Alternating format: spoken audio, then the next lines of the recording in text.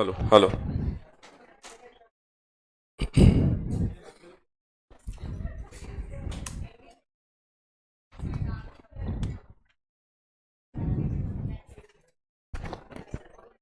So good afternoon friends.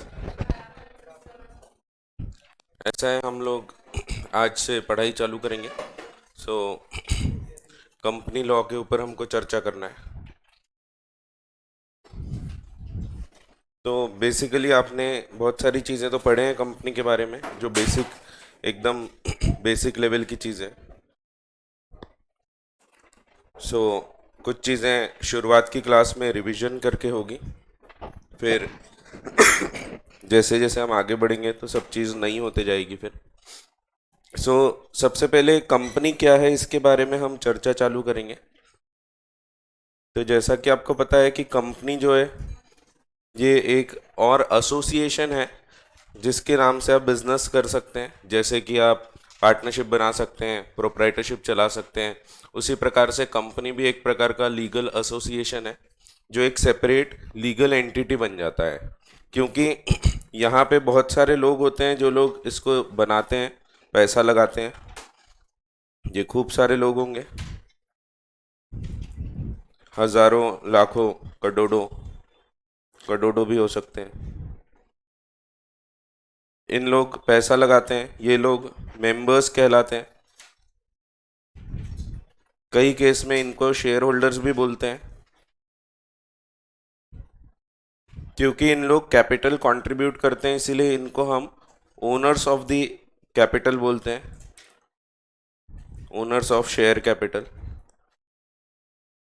ये लोग share capital देते हैं, पैसा देते हैं, बदले में इनको मिलते हैं शेयर्स। सो ये जो शेयर्स होते हैं ये क्या होते हैं? तो जैसे महाराज बाग में आपने देखा होगा, नहीं वो अलग होते हैं, वो शेयर है, ये शेयर है। शेयर नाम से ही समझता है हिस्सेदारी है ये। सो हिस्सा रहता है कंपनी की ओनरशिप में। सो कंपनी का जो टोटल कैपिटल है उसमें मेरा जितना शेयर है, जैसे मैं अगर 10% हिस्सा होल्ड करता हूँ, so I will be the 10% share holder of that particular company. फिर कंपनी जैसे ही बन जाती है, कंपनी एक सेपरेट एंटिटी बन जाती है। इसको एक खास विशेषता प्राप्त होती है, ये सेपरेट लीगल एंटिटी बनती है।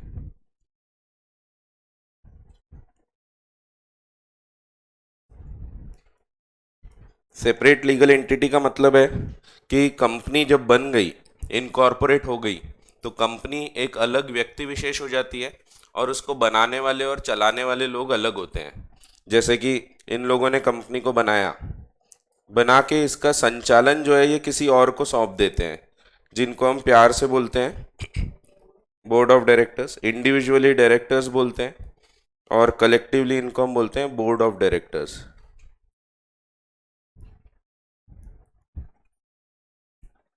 सो बोर्ड यानी एक कलेक्टिव एंटिटी होती है, उसको हम बोर्ड बोलते हैं। सो वैसे बचपन में पढ़ा है आपने ये सब चीज़ें। सो बोर्ड यानी कलेक्टिव एंटिटी। जैसे आपके इंस्टीट्यूट का एक बोर्ड ऑफ स्टडीज़ है, वो स्टडीज़ से रिलेटेड आपका सिलेबस वगैरह बनाना ये सब काम करता है। सो बोर्ड ऑफ स्टडीज़, वैसे ये board of directors. So board यानी जहाँ भी लोग मिलके कुछ कलेक्टिव एंटिटी है उसको हम बोलेंगे बोर्ड। इन लोगों के पास मैनेजमेंट ऑफ द कंपनी होता है। जैसे कंपनी एक सेपरेट एंटिटी तो है, बट ये क्या है, तो ये एक आर्टिफिशियल पर्सन बनती है। ये व्यक्ति जरूर है, बट ये नेचुरल पर्सन नहीं है, आर्टिफिशियल पर्सन है। तो पर्सन है, व्यक्ति है, बट नेचुरल पर्सन नहीं है। नेचुरल पर्सन मीन्स जिसका बर्थ होता है वो नेचुरल पर्सन है। सो इसका कभी बर्थ नहीं होगा। आपने नहीं देखा होगा कभी कोई पड़ोसी आए बोले हमारे यहाँ कंपनी पैदा हुई है, मिठाई खाओ। सो वैसा नहीं होगा। सो यहाँ पे कंपनी व्यक्ति तो मानी जाती है, but it is created by legal process. So law के प्रक्रिया से इसको क्रिएट किया गया है, इसीलिए ये एक आर्टिफिशियल पर्सन है। इसको चलाने के लिए लोगों की आवश्यकता होती है, तो बोर्ड ऑफ डायरेक्टर्स ये इसको चलाते हैं। जो लोग इसमें पैसा लगाते हैं इनकी लायबिलिटी लिमिटेड हो जाती है।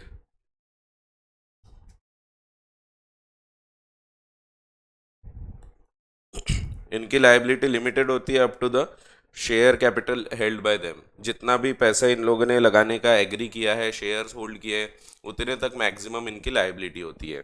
ये जो लाइबिलिटी है, एक बार उन्होंने उतना पे कर दिया तो उसके बाद और पैसा नहीं मंगाया जा सकता। तो ये जो शेयर कैपिटल की लाइबिलिटी होती है लिमिटेड होती है। सो ये देखेंगे हम आगे चल के। फिर ये क्योंकि एक सेपरेट एंटिटी है, आर्टिफिशियल पर्सन है, इसको एक और ताकत मिलती है, इसको मिलता है परपेचुअल सक्सेशन।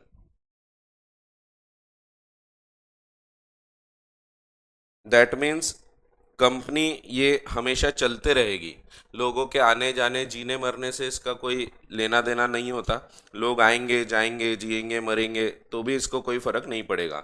समझो ये शेयर होल्डर है, ये मर गया तो कोई दिक्कत नहीं, इसके बदले ये शेयर्स ट्रांसमिट हो जाएंगे किसी अन्य व्यक्ति को, हाँ लीगल रिप्रेजेंटेटिव को। इसको हम बोलते हैं ट्रांसमिशन। समझो ये व्यक्ति अपने शेयर्स बेचना चाहता है तो he can transfer the shares. So transfer transmission हो सकता है। अगर सब लोग भी गचक जाते हैं, समझो सब डायरेक्टर्स की डेथ हो गई, मेंबर्स की डेथ हो गई, तो भी कोई फर्क नहीं पड़ेगा, कंपनी चलते रहेगी। सो कंपनी को कोई फर्क नहीं पड़ता किसी के आने जाने से। यही बाकी के एसोसिएशंस में फीचर नहीं होता। बहुत सारे एसोसिएशन में जैसे पार्टनरशिप डेथ वगैरह से बंद हो जाती है, प्रोप्राइटरशिप में तो अकेले ही है, वो तो वैसे ही बंद हो जाएगी। सो ये एक खास फीचर इसको और प्राप्त होता है, परपेचुअल सक्सेशन। ये सब पॉइंट्स आपने पढ़े हैं, बहुत से लेम से जोक भी मारता था मैं बचपन में। सो अभी नहीं मार रहा उतने। सो जैसे बोर्ड ऑफ डायरेक्टर्स में जोक मारा हूँगा, कुछ लोग बोरिंग होते हैं बोला हूँगा, कुछ क्लास में मारा हूँगा, हर क्लास में नहीं। बोरिंग ऐसे हाथ हिलाओ तो मुंह से पानी निकलेगा, बोरिंग। कुछ भी ठीक है। फिर परपेचुअल सक्सेशन पे बुलाऊंगा, कंपनी में फीलिंग्स नहीं होती, फीलिंग तो आलू में होती है, समोसे में होती है आलू की। तो ऐसे जोक मारा हूँगा मैंने। तो फालतू के जोक मारता था, तभी छोटे थे ना, आप अभी बड़े हो गए। तो खैर, सो आर्टिफिशियल पर्सन है। अब क्योंकि ये आर्टिफिशियल पर्सन है, इसके खुद के नाम से एसेट्स होल्ड कर सकते हैं ये, एन ओन एसेट्स एंड इनकर लाइबिलिटीज। तो लाइबिलिटी मीन्स जब बिल्ली चाय लेके आती है, लाइबिलिटी, बहुत ही एकदम। फिर क्योंकि ये खुद के एसेट लाइबिलिटी होल्ड कर सकती है तो इसकी साइन होना चाहिए, इसीलिए कॉमन सील होती है। ये कॉमन सील जो है ये ऑप्शनल है। अब अगर आप चाहते हैं तो रखें, नहीं तो फिर board of directors can sign the documents on behalf of company, क्योंकि वो एजेंट्स है। एंड क्योंकि एसेट लाइबिलिटी होल्ड कर सकते हैं तो झगड़े होने की भी संभावना होती है, इसीलिए ये केस फाइल कर सकती है, can sue and be sued, यानी इसके ऊपर केस फाइल किया जा सकता है इसी के नाम से। जैसे समझो आप अगर कंपनी की बात करें, कैप्स लर्निंग प्राइवेट लिमिटेड, आपका कॉन्ट्रैक्ट कैप्स के साथ है, तो अगर कल चलकर कुछ गड़बड़ होगी तो आप केस किसके ऊपर फाइल करेंगे? कैप्स के ऊपर। हम लोगों पे केस फाइल नहीं किया जा सकता, हम लोग जो उसके शेयर होल्डर हैं या हम लोग जो उसके बोर्ड ऑफ डायरेक्टर्स हैं, सो हम लोगों पे केस फाइल नहीं किया जा सकता। केस फाइल किया जा सकता है उस कंपनी के ऊपर। आपका झगड़ा हो रहा है रिलायंस के साथ, तो रिलायंस के ऊपर केस फाइल करोगे आप। सो उसके जो लोग हैं चलाने वाले बनाने वाले, उन पे केस फाइल नहीं करोगे। सो ये फीचर भी रहता है। और इनकी सेपरेट प्रॉपर्टीज होती हैं, कंपनी की प्रॉपर्टी में हमारा कोई लेना देना नहीं होता। जैसे ये कंपनी के बेंच वगैरह फर्नीचर है, इसमें हमारी कोई जॉइंट ओनरशिप नहीं होती। तो अगर हम लोग शेयर होल्डर भी हैं या डायरेक्टर्स भी हैं तो भी कंपनी के जो एसेट हैं वो उसके खुद के नाम से रहेंगे। रिलायंस की जो कार है, रोल्स रॉयस खरीदे रिलायंस वालों ने, सो रिलायंस की कार है, वो मैं नहीं चला सकता, सो वो मेरी कार नहीं है। सो ये कुछ फीचर्स या कैरेक्टरिस्टिक्स होते हैं। कंपनी का निर्माण हमेशा ही इनकॉर्पोरेशन के बाद होगा। जब तक रजिस्टर नहीं होती तो कंपनी बनेगी ही नहीं। कुछ कुछ एसोसिएशंस में रजिस्ट्रेशन कंपलसरी नहीं होता है, जैसे पार्टनरशिप हो गया, सो वो तो ऐसे ही फॉर्म हो जाती है। इवन एग्रीमेंट कर लिया सिर्फ तो भी फॉर्म हो जाती है, वो भले बोल के करो या लिख के करो, तो पार्टनरशिप ऐसे ही क्रिएट हो जाती है। जबकि जब हम कंपनी को बनाना चाहेंगे तो हमेशा रजिस्ट्रेशन कंपलसरी होगा। सो इसको एमसीए के पास आरओसी में रजिस्टर करना पड़ता है। सो ये कुछ फीचर्स है ऑलरेडी पढ़े हैं आपने, सो इनको फिर से एक बार जल्दी जल्दी देख लेंगे अपन। इसके बाद फिर कॉर्पोरेट विल कॉन्सेप्ट के बारे में चर्चा करेंगे। अभी भी इन पे क्वेश्चंस आपको आ सकते हैं। अब अगर लीगली डेफिनेशन देखें कंपनी की, तो डेफिनेशन कुछ भी नहीं समझाती। बहुत सारी डेफिनेशन यहाँ पे ऐसी है, एम्बिग्यूअस है, क्लियर नहीं है, सिर्फ बता देती है कि कंपनी मीन्स अ कंपनी। सो ऐसी डेफिनेशंस आपको देखने को मिलेगी, कंपनी मीन्स अ कंपनी। जैसे एमओए पढ़ोगे तो MOA means memorandum of association, बस ऐसा लिखा है। Articles means articles of the company, ऐसा लिखा है। तो डेफिनेशंस क्लियर नहीं समझाती। वैसे यहाँ पे भी company means a company incorporated under this act और under any previous company law. सिर्फ इतनी डेफिनेशन है, ये सिर्फ इतना बोलती है कि कंपनी वो है जो कंपनीज एक्ट में रजिस्टर्ड है, वो फिर इस कंपनीज एक्ट में रजिस्टर्ड हो या फिर कोई आगे सॉरी पहले वाले जो कंपनीज एक्ट है उनमें रजिस्टर्ड हो। किसी ना किसी कंपनीज एक्ट में भारत के अगर वो रजिस्टर्ड है तो वो कंपनी है। इसीलिए फॉरेन कंपनीज टेक्निकली देखे तो हमारे लिए कंपनी नहीं कहलाती। वैसे ही बैंक्स हो गए, इंश्योरेंस कंपनीज हो गई, these are not companies as per the definition of companies act. हाँ, इनको लगता जरूर है ये एक्ट, क्योंकि सेक्शन 1 में लिखा है। हमने कल की क्लास में पढ़ा था कि ये एक्ट उनको भी लगता है, क्योंकि सेक्शन 1 बोलता है कि ये act insurance companies, banking companies, electricity companies, इनको सबको लगता है। सो पहला जो पॉइंट है सिर्फ ये बोलता है company, company incorporated under this act और under any previous company law. That means जो भारत में रजिस्टर्ड कंपनी है वो। बाकी जो है इंश्योरेंस, बैंकिंग, ये सबको भी लगता है। सो इनको वैसे कंपनी की डेफिनेशन में नहीं रखा है, बट स्पेसिफिकली लिखा हुआ है कि इनको एक्ट लगेगा, इसीलिए इंश्योरेंस कंपनीज को एक्ट लगता है, बैंकिंग कंपनीज को भी एक्ट लगता है। So company means a company incorporated, incorporate करके ही ये बनेगी। अब ये डेफिनेशन कुछ नहीं बोलती, तो एक जज थे, उन्होंने बोला, लॉर्ड जस्टिस लिनले, उन्होंने बोला कि कंपनी क्या है? Company is an association of many persons, खूब सारे लोगों का एसोसिएशन है। It is an association of many person who contribute money or money is worth to the common stock of the company. So वो common stock में पैसा लगाते हैं and then they employ it in some trade or business. So किसी trade, business, profession में वो लोग use करेंगे इस particular पैसे को, और फिर जो भी उससे पैसा आएगा उसको शेयर करेंगे। तो वही चीज़ जो फीचर्स हमने पढ़े वो इन्होंने बोला था कि it is an association of many person, बहुत सारे लोग, लाखों करोड़ों भी हो सकते हैं, जिन्होंने कंट्रीब्यूट किया है पैसा या money is worth. So money भी हो सकता है या कोई और एसेट उन्होंने लेके आए, किसी ने फर्नीचर वगैरह कंट्रीब्यूट किया, सो वो भी चलता है। To the common stock and employed it in some trade और business and who share the profits और लॉस अराइजिंग देयर फ्रॉम। जो कॉमन स्टॉक है, जो हम लोगों ने सबने लेके आए, जैसे हम सब लोगों ने पैसा लाया और कैप्स में दे दिया, तो ये कैप्स का अब कैपिटल बन जाएगा, तो वही दिया है। Common stock so contributed is denoted in money and is the capital of the company. The persons who contributed it, जिन्होंने पैसा लगाया, और to whom it belongs are members. इनको members बोलते हैं। Proportion of capital to which each member is entitled is his share. So जो हिस्सा उसको मिलने वाला है वो उसका शेयर कहलाता है। शेयर हमेशा ट्रांसफरेबल रहेंगे, ऑल्दो कई बार राइट टू ट्रांसफर थोड़ा बहुत रिस्ट्रिक्ट किया जाता है, बट ट्रांसफरेबल हमेशा रहेंगे।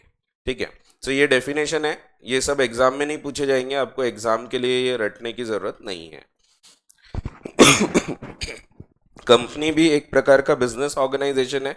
जैसे कि आप बिजनेस करते हैं तो प्रोप्राइटरशिप बना सकते हैं, एलएलपी, पार्टनरशिप बना सकते हैं, कोऑपरेटिव सोसाइटीज बना सकते हैं। उसी प्रकार से एक similarly we can do the same business by forming a company with a group of like minded people. Main idea कोई इकोनॉमिक एक्टिविटी करने का होता है।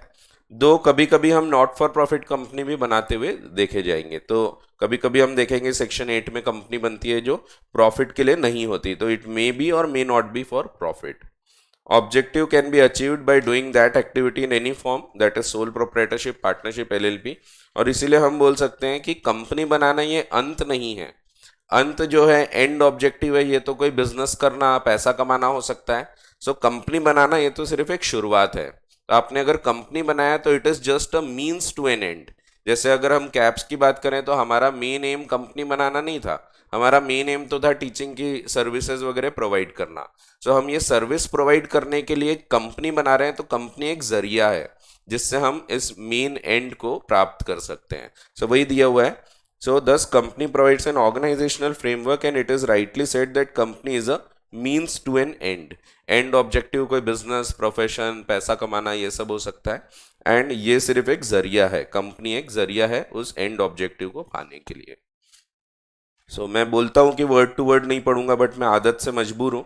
सो मेरी ये बुरी आदत है, बुरी बोलो या अच्छी बोलो, आपको इसका फ़ायदा ज़रूर देखने को मिलेगा आगे चल के, क्योंकि वर्ड टू वर्ड पढ़ने से काफ़ी इम्पैक्ट पड़ता है. सो मैं ऐसे ही पढ़ाता हूँ, पूरा पहले समझा दूंगा, उसके बाद फिर वर्ड टू वर्ड पढ़ूंगा.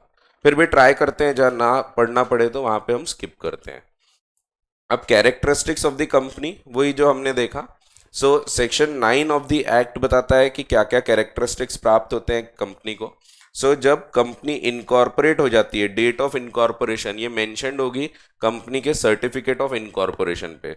जब कंपनी का निर्माण होता है तो उसको एक सर्टिफिकेट दिया जाता है, उस सर्टिफिकेट पे लिखा होता है कंपनी की डेट ऑफ इनकॉर्पोरेशन.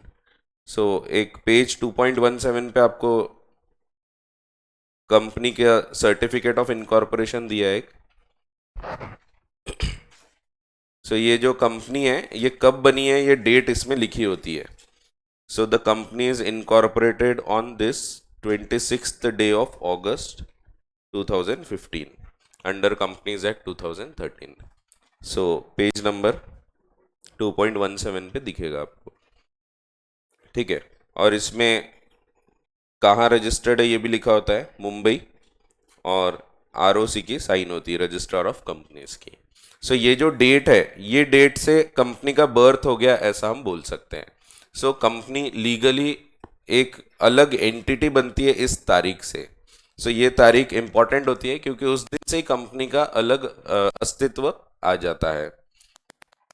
सो ये सब आपको एग्जाम में नहीं पूछेंगे, ये बेसिक पॉइंट्स है कुछ, अभी हम एग्जाम के लिए पढ़ना चालू करने के हैं. ये सब तो फाउंडेशन में भी पढ़ा है आपने थोड़ा बहुत, या बीकॉम वगैरह किया होगा, किया ही होगा. तो जिन्होंने डायरेक्ट एंट्री से आए हैं तो वहाँ पे देखा होगा. हाँ. सो जो डेट ऑफ इनकॉर्पोरेशन मेंशन्ड होती है in the certificate of incorporation, उस दिन से जो सब्सक्राइबर्स टू मेमोरेंडम होते हैं इनको अभी प्यार से हम मेंबर्स बोल देते हैं. अभी का आप इनको मेंबर्स ध्यान रखो, आगे पता लगेगा ये कौन होते हैं. वैसे पढ़ चुके हैं सबने, सबको पता ही होगा, बट फिर भी अपन ऐसा मान के चलते हैं कि आपने कुछ नहीं पढ़ा है.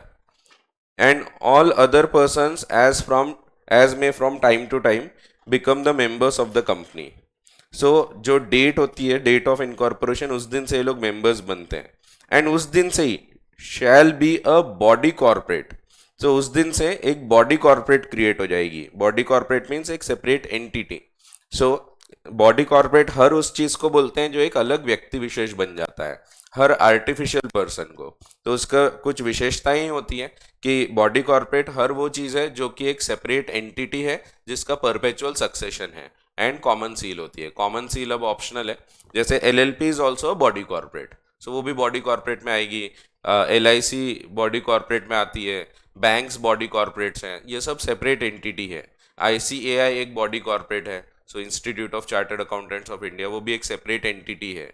सो उसको चलाने के लिए कमिटी बनाई होती है तो वो लोग फिर उसको चलाते हैं. सो ये भी एक बॉडी कॉर्पोरेट बन जाती है by the name contained in the memorandum. Memorandum एक डॉक्यूमेंट होता है, उसमें नाम लिखा होता है कि क्या नाम रहेगा कंपनी का, उस नाम से वो रजिस्टर हो गई. Capable of exercising all functions of an incorporated company under this act and having a perpetual succession with the power to acquire, hold and dispose of the property, both movable, immovable, tangible, intangible, to contract and to sue and be sued by the said name. ये section 9 बताता है registration के क्या impact पड़ते हैं.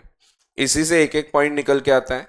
सो ये अब read नहीं करते. लिमिटेड लाइबिलिटी का मतलब है कि हम जितने शेयर्स होल्ड करते हैं उतनी हमारी मैक्सिमम लाइबिलिटी रहेगी. फॉर एग्जांपल मैं अगर 1000 शेयर होल्ड कर रहा हूं 10 रुपए के, तो मेरी मैक्सिमम लाइबिलिटी कितनी होगी? सो 10,000 will be my maximum liability. इससे ज़्यादा मुझे पैसा नहीं मंगाया जा सकता. इसमें से समझो मैंने ऑलरेडी कुछ पे कर चुका हूं, पेड अप. समझो 1000 शेयर्स पे मैंने ऑलरेडी 8 रुपये पे कर दिया है. दैट मीन्स मैंने 8,000 रुपये ऑलरेडी दे चुका हूँ। बची लाइबिलिटी अब कितनी रहेगी, तो जितना अनपेड अमाउंट है। सो अब 2,000 रुपये सिर्फ मुझसे मंगाए जा सकते हैं। अगर मैं ये 2,000 रुपये भी दे दूंगा तो इसके बाद मुझसे अब कुछ पैसा नहीं मंगाया जा सकता। सो जितना अनपेड अमाउंट है उतने तक ही लाइबिलिटी हमसे मांगी जा सकती है। सो एक बार हमने ये पूरा पे कर दिया तो इसके बाद हमसे और पैसा नहीं मंगा सकती कंपनी। सो इसीलिए लिमिटेड लाइबिलिटी कॉन्सेप्ट होता है। वैसे अनलिमिटेड कंपनीज भी होती है, वो देखेंगे अपन। So limited by shares, limited by guarantee, unlimited, ऐसे 3 होती है। ठीक है, तो वही पहला पॉइंट है कि लाइबिलिटी ऑफ मेंबर्स ये क्या होती है। सो लिमिटेड होगी up to the unpaid amount on the shares held by him, और the amount of guarantee, guarantee दिया होगा जिसने तो उतने तक के। जैसे एग्जांपल दिया है, ए ने 1,000 शेयर होल्ड किया 10 रुपए के, और उसमें ऑलरेडी 8 रुपए पेड अप है, तो बची लाइबिलिटी सिर्फ 2 रुपए की हो जाएगी। इनकॉर्पोरेटेड है, दैट मीन्स ये हमेशा रजिस्ट्रेशन के बाद ही बनेगी, रजिस्टर्ड रहेगी हमेशा। विदाउट रजिस्ट्रेशन कंपनी का निर्माण ही नहीं होता। सेपरेट लीगल एंटिटी, कंपनी एक अलग व्यक्ति विशेष बन जाती है। इसमें अब 2 केस आपको पढ़ना है। पढ़े होंगे आपने बचपन में। एक Salman versus Solomon and company का केस था, जिसमें क्या होता है, एक सलमान भाई होता है, अरे सलमान नहीं, ये सैलोमन है। ये क्या करता है, ये एक जूते की दुकान चलाता है, शू शॉप। अब ये अच्छा खासा काम करता है, बिजनेस बहुत अच्छे से करता है, बहुत अच्छे शूज बनाता है। सो इसका बिजनेस मस्त बढ़ने लगता है। ये क्या करता है, ये सोचता है कि चलो कंपनी बना लेते हैं, और कंपनी बना के अपन ये बिजनेस को चलाते हैं। इसने एक कंपनी का निर्माण किया, Solomon and company limited. Company को पूरा चलता फिरता बिजनेस ट्रांसफर किया, और बदले में लिया इसने शेयर्स। खुद majority of the shares hold करता है। उसकी एक वाइफ होती है, जनरली एक होती है। सो उसको एक शेयर दे देता है। उसके 4 लड़के होते हैं,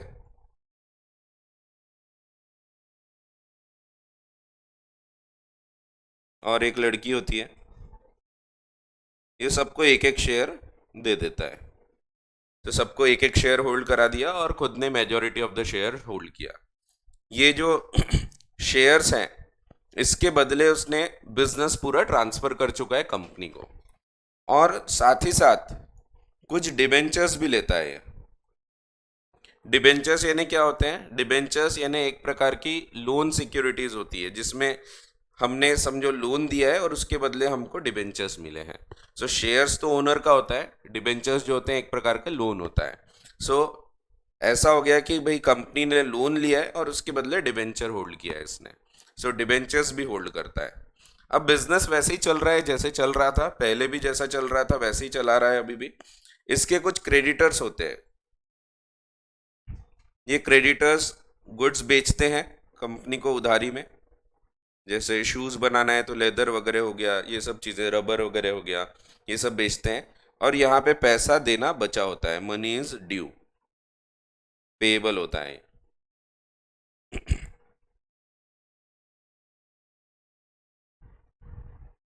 क्या होता है, कंपनी अच्छी चल रही थी, बिजनेसेस अच्छे चल रहे थे, पर एकदम से मंदी आ जाती है मार्केट में। क्योंकि मार्केट जो होते हैं हमेशा उतार चढ़ाव से चलते हैं, आपको पता है, उसमें हमेशा बूम और डिप्रेशन का पीरियड चलता रहता है। जैसे अभी भी आप देखो, शेयर बाजार भी वैसे ही चलता है। तो सभी मार्केट्स वैसे ही चलते हैं, कभी भी रिसेशन आ जाएगा, कभी भी एकदम से बंद हो जाती है चीज़ें, जैसे कोविड के टाइम आ गया था। वैसे ही यहाँ पे भी एक जनरल ट्रेड डिप्रेशन आया। ये ट्रेड डिप्रेशन के कारण इसकी जो कंपनी है ये डूब जाती है। अब जब कंपनी डूब गई तो क्रेडिटर्स आते हैं पैसा मांगने कि हमको हमारा पैसा दे दो। इधर से सॉलमन खुद आ जाता है, बोलता है हाँ भाई हमारा पैसा पहले दे दो। तो बोलते हैं अरे तुम तो ओनर हो, तुमको काय का पैसा। तो वो बोलता है नहीं नहीं, मेरे पास डिबेंचर्स हैं, और डिबेंचर्स होने के कारण मैं एक सिक्योर्ड क्रेडिटर हूं, और तुम अनसिक्योर्ड क्रेडिटर्स हो। तो इसीलिए पहले मुझे पैसा मिलना चाहिए इसका, डिबेंचर्स का।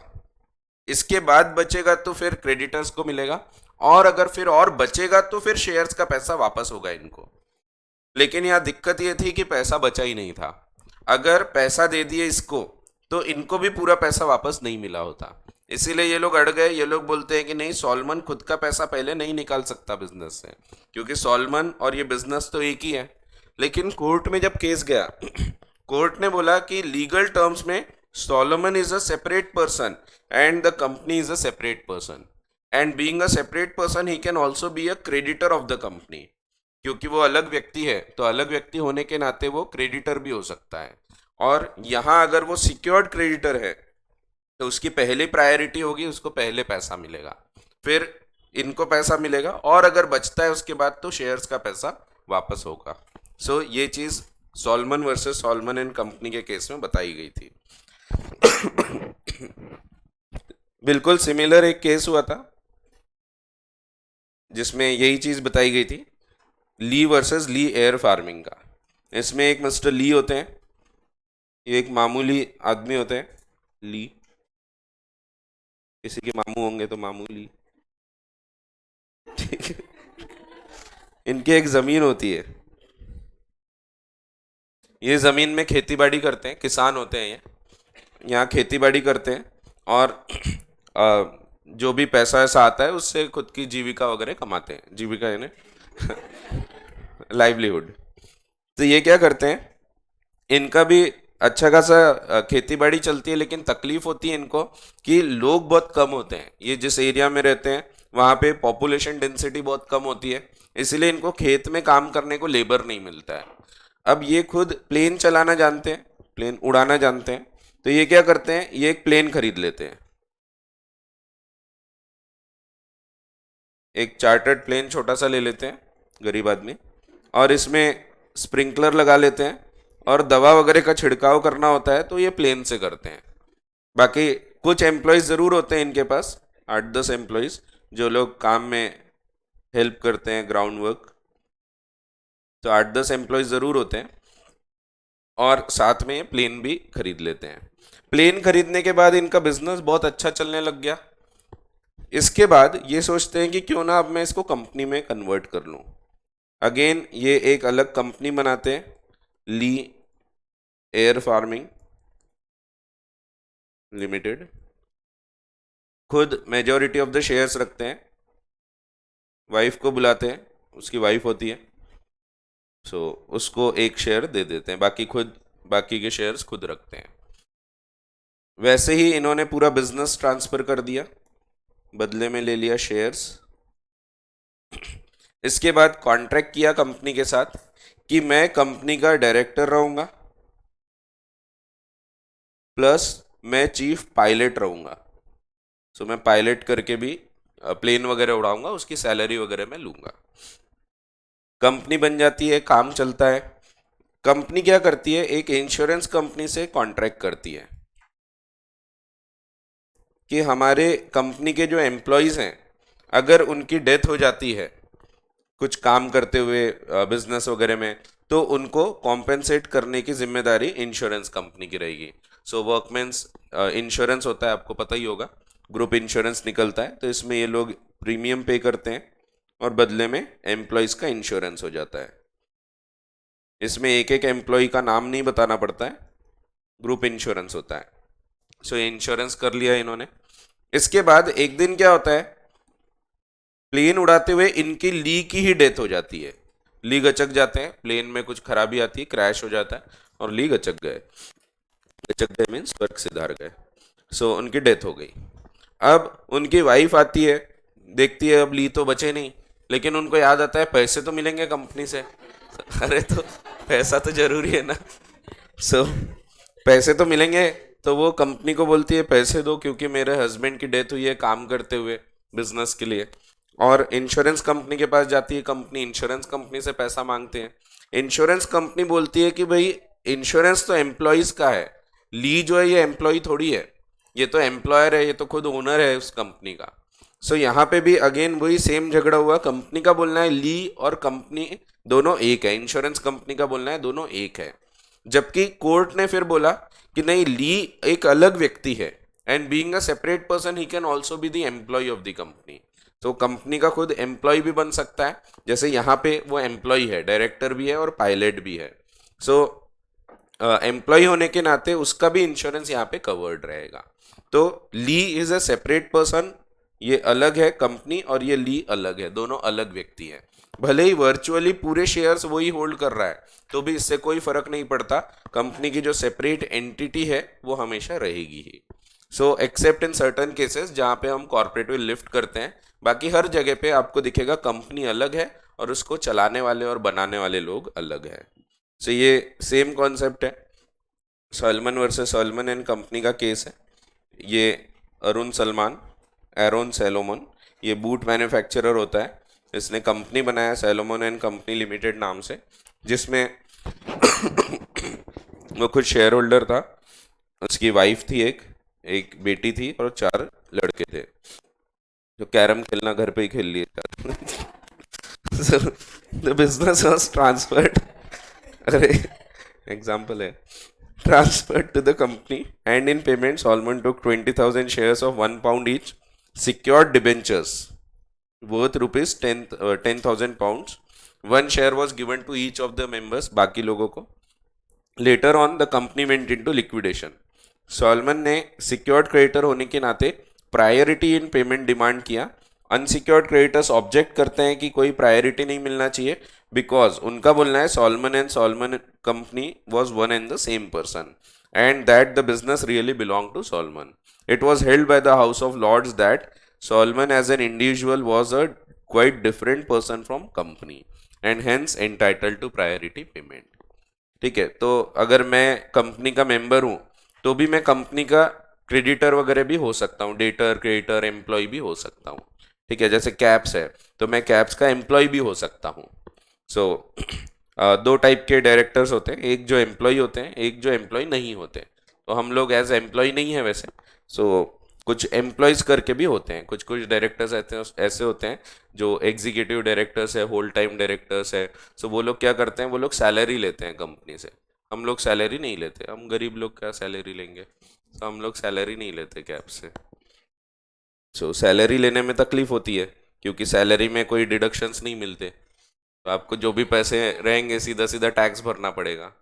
इसीलिए हम क्या लेते हैं, डायरेक्टर्स रेम्यूनरेशन, प्रोफेशनल फीस, वो हमारी बिजनेस इनकम में जाता है, पीजीबीपी।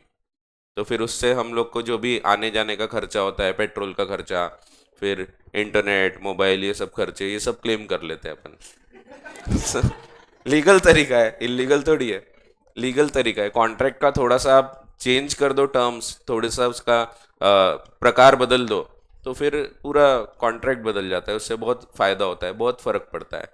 तो टैक्स वगैरह बचाने में तो बहुत हेल्प करते हैं ये चीज़ें, करना चाहिए ये सब। यही सब चीज़ें तो सीखना होता है, बाकी नॉर्मल पढ़ाई तो ठीक है, बट खुद से अपने को ये सब चीज़ें सीखना पड़ता है। अच्छी बात है, ठीक है, करते हैं लोग, ऐसा करना चाहिए। लीगली जितना होता है ना उतना प्लानिंग करना चाहिए, लीगल प्लानिंग है। जैसे मेरे को अगर लैपटॉप लेना है, तो लैपटॉप में अगर खुद के नाम से लूंगा तो मेरे को कोई फ़ायदा नहीं मिलेगा, ना जीएसटी का क्रेडिट मिलेगा, ना इनकम टैक्स में कुछ खास बेनिफिट, नॉर्मल डिप्रिसिएशन मिलेगा। वही अगर मैं कैप्स के नाम से लेता हूँ तो फ़ायदा होगा, एक तो जीएसटी कम हो जाएगा, जीएसटी का क्योंकि क्रेडिट मिल जाएगा कैप्स को। कैप्स को हमेशा पेएबल ही आता है ना, हम लोग सबसे पैसा लेते हैं और जमा कर देते हैं सरकार के पास। कोई बोलता भी है कि हम कैश में पे कर देते हैं, हमको जीएसटी मत लगाओ, तो भी हम बोलते हैं आप कैसा भी पे करो, जीएसटी लगेंगे ही। तो अपन टैक्स चोरी नहीं करते, तो लीगली जितना बचा सकते हैं उतना बचाना चाहिए। तो इससे क्या है कि मेरा टैक्स लाइबिलिटी, जीएसटी कम हो गया, 1 लाख की चीज़ है 18,000 कम हो गया, तो 18,000 मेरे को कैप्स वाले वापस कर देंगे, फिर फ़ायदा हो गया ना। और डबल बेनिफिट, कैप्स को इससे डिप्रिसिएशन का भी फ़ायदा मिल जाएगा, तो फ़ायदा रहता है, अच्छी बात है, करना चाहिए लीगली। सिर्फ फ़र्क ये रहेगा, कैप्स के नाम से रहेगा मेरा लैपटॉप, मेरे नाम से नहीं रहेगा, कोई फ़र्क थोड़ी पड़ता है। कैप्स मेरे को यूज़ करने दे रहा है, लैपटॉप मैं यूज़ कर रहा हूँ, यहीं तो पढ़ाता ना, मैं पढ़ाने आ रहा हूँ, कैप्स का लैपटॉप है उसमें पढ़ाता हूँ, चले जाता हूँ, बस। ठीक है, प्लानिंग सीखना है आपको, अब इंटर में सीखोगे बहुत सारी ऐसी चीज़ें, सो बहुत सारे तरीके होते हैं। ठीक है, सो ली वर्सेस ली एयर फार्मिंग में क्या हुआ था वो भी बताया है।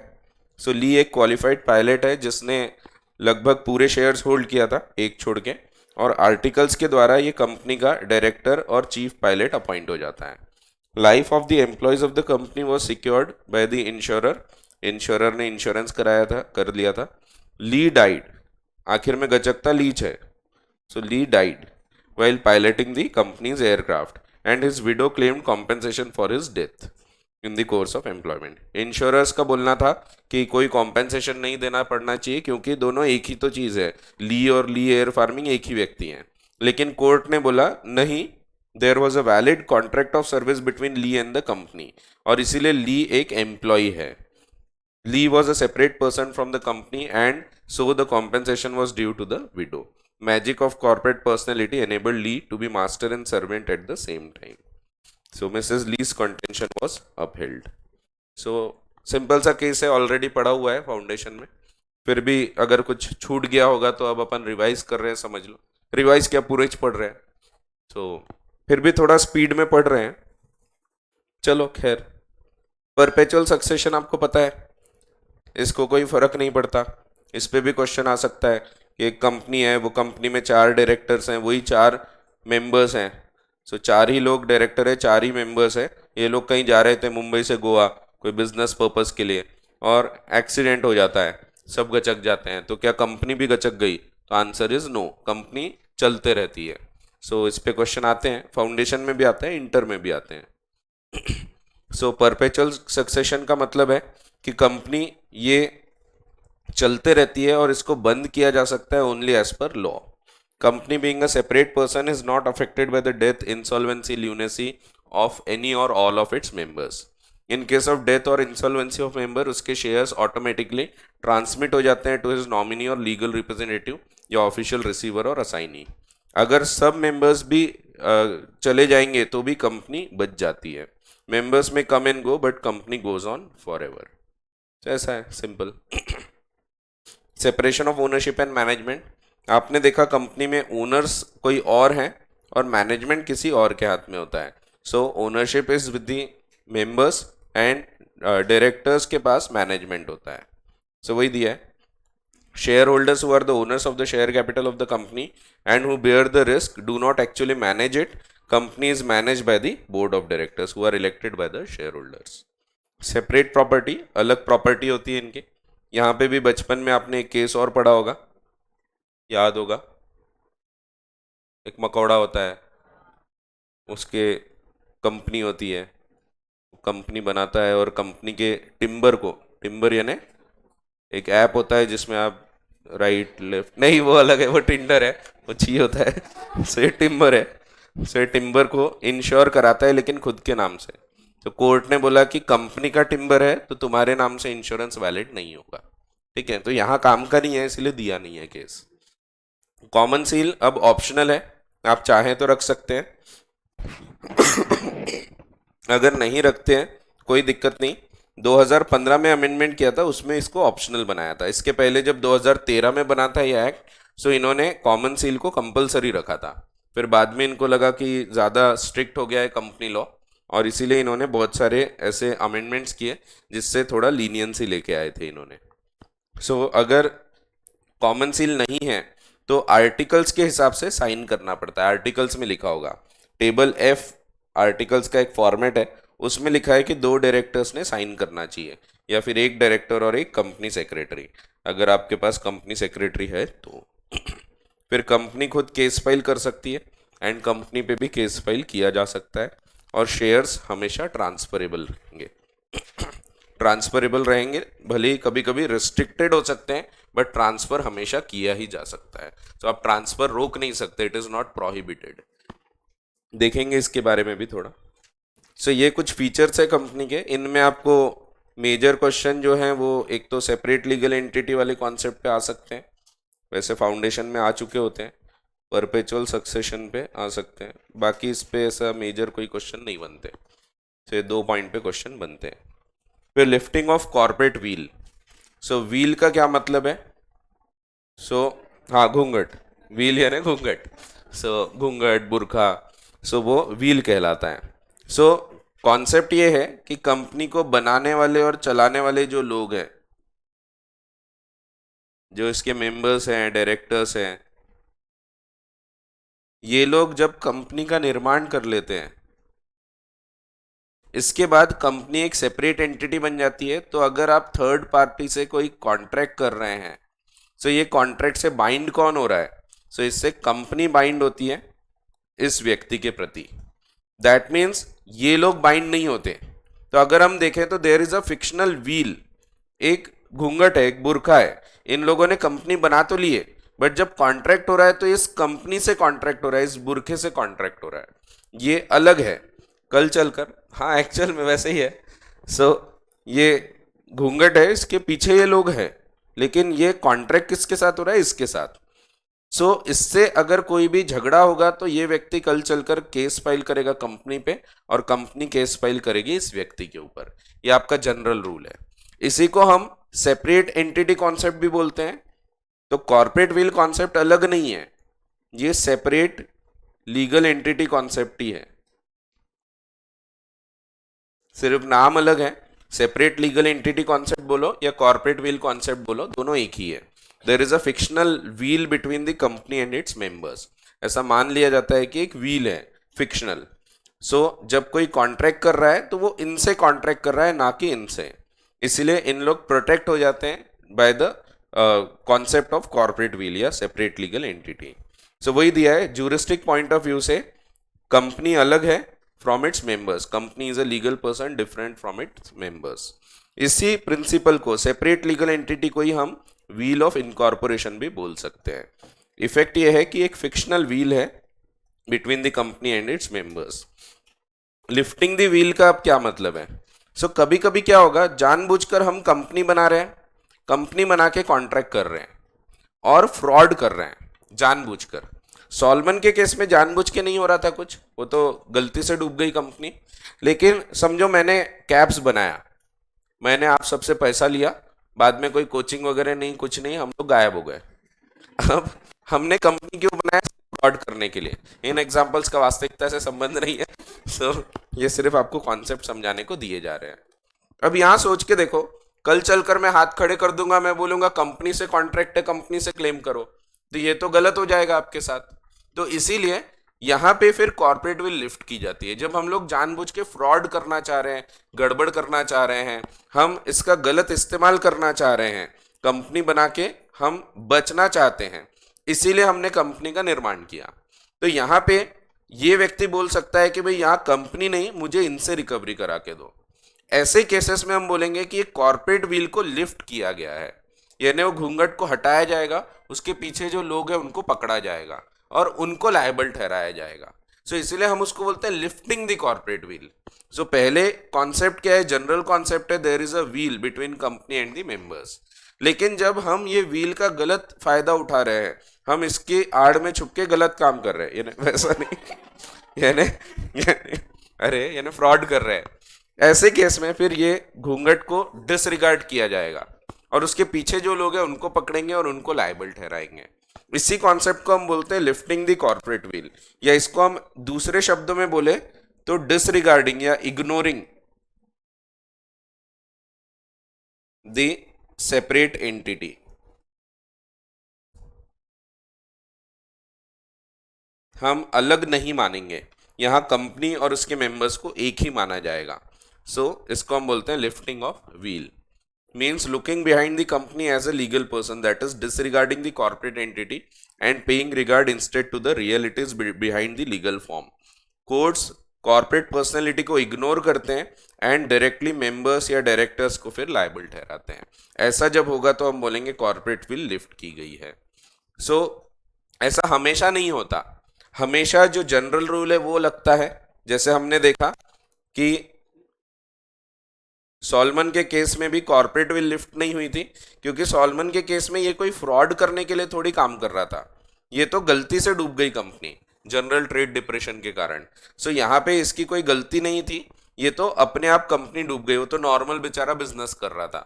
इसीलिए क्योंकि यह फ्रॉड का केस नहीं है तो कॉर्पोरेट विल लिफ्ट नहीं होगी। वैसे ही यहाँ पे भी कोई फ्रॉड जैसी चीज नहीं हो रही थी, एक नॉर्मल केस हो रहा था, यहाँ भी कॉर्पोरेट विल लिफ्ट नहीं होगी। कॉर्पोरेट विल लिफ्ट होती है बहुत ही कम लिमिटेड केसेस में, जो कि अपने को यहाँ बताए गए हैं। सो जुडिशियल डिसीजंस के हिसाब से कुछ केसेस बताए हैं जिनमें कॉर्पोरेट विल लिफ्ट की जाती है, जिसमें पहला केस है lifting of corporate will in tax matters. So tax के केस में कॉर्पोरेट विल लिफ्ट की जाती है। इसमें एक बहुत इंपॉर्टेंट सा केस है सर दिनशा मानिक जी पेतीत का। एक व्यक्ति होते हैं बहुत अमीर, खूब पैसा होता है इनके पास, इतना पैसा कि ऐसा जेब से 10 रुपए निकालो 50-60 हज़ार रुपए गिर जाएं, इतने अमीर होते हैं। सो ये क्या करते हैं जानबूझ के, इनको क्योंकि टैक्स बहुत लगता था तो टैक्स ना लगना पड़े इसीलिए ये कंपनी का निर्माण करते हैं। ए लिमिटेड बनाया, बी लिमिटेड, सी लिमिटेड और डी लिमिटेड, ऐसा करके 4 कंपनी बनाते हैं। कंपनी बना के ये अपने पूरे इन्वेस्टमेंट्स ये ट्रांसफर कर देते हैं कंपनी के नाम से, चारों कंपनी के नाम से इन्वेस्टमेंट्स ट्रांसफर कर देते हैं। इससे क्या होता है, तो इनके हाथ में जो टैक्स लगता था वो कम हो गया। क्यों? क्योंकि इन्वेस्टमेंट पे इनकम आती है, कंपनी को इनकम आएगी। अब समझो इंटरेस्ट है, डिविडेंड है, तो ये इनकम आएगी कंपनी के नाम से। वैसे यहाँ बी को आएगी इंटरेस्ट वगैरह की इनकम, इंटरेस्ट डिविडेंड। वैसे सी को आएगी और डी को आएगी, सब कंपनीज के नाम से आएगी। अब अपने यहाँ होता है प्रोग्रेसिव इनकम टैक्स, जैसे जैसे इनकम बढ़ती है वैसे वैसे टैक्स बढ़ता है। सो इनको भी बहुत ज़्यादा टैक्स लगता था ज़्यादा इनकम होने के कारण, तो इन्होंने क्या किया, अपनी जो बिजनेस इनकम है, रेगुलर इनकम है, उसको रहने दिया, जो पैसिव इनकम है उसको डाइवर्ट कर दिया कंपनी बना के। तो ये सिर्फ निवेश करे हैं, निवेश करने पे इंटरेस्ट आ रहा है। इसके बाद ये क्या करते हैं, ये जो पैसा आता है इसको वापस भी ले लेते हैं कंपनी से। कंपनी को बोलते हैं कि ये लोन के रूप में हमको वापस दे दो। सो लोन बता के वापस ले लेते हैं सभी कंपनी से।